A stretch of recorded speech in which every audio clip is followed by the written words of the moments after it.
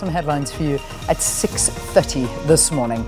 Right, let's move into that interactive section of the day, and we begin off with the question of the day. And here it is. So, first up, as you know, Shamila Batohi takes over the reins today. We've been, I suppose we've been waiting for this day for a while now, since December. And, well, since December we've been waiting for Shamila Batohi to take over this position, but I think we've been waiting a lot longer for hopefully the National Director of Prosecutions to turn the NPA around, which has been shrouded in controversy and corruption. And I mean, we're just hearing about more and more scandals every single day. So here we go.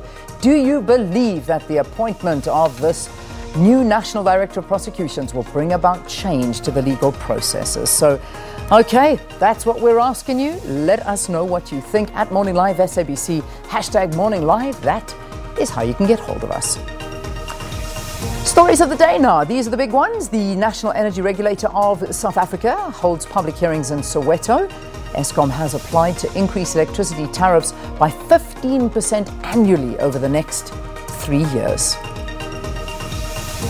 CRL Commission is due to release their report and findings on culpability regarding a stampede at the Enlightened Christian Gathering Church that led to the death of 3 people.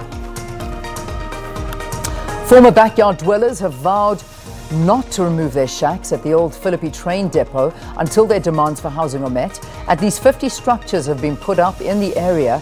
The unused train lines run parallel to a nearby operational railway station, making it very dangerous for people to live there. All right, that's the big stories for today. And then, of course, we move on to some of the trending topics that were dominating yesterday. And I think that this one is such a sad story. Wiseman Miyiwa. It truly is. A star, Kaizer Chiefs midfielder, Wiseman Miyiwa, well, he was forced to retire from injuries sustained in a car accident that he had in November. Photographs of him in a wheelchair yesterday, I think, just really cut deep. He's 19 years old, sustained spinal damage in the crash, and was basically left a paraplegic.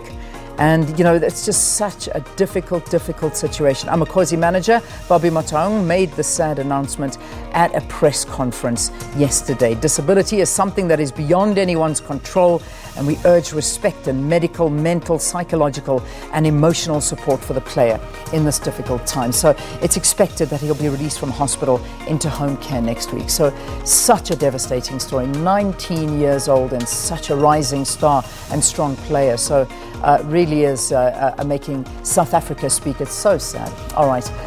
The next one, Gwede Mantashe, we had that in the news. Again, he's been named and shamed in the State Capture Commission. Security upgrades and tenders and all things irregular, unfortunately.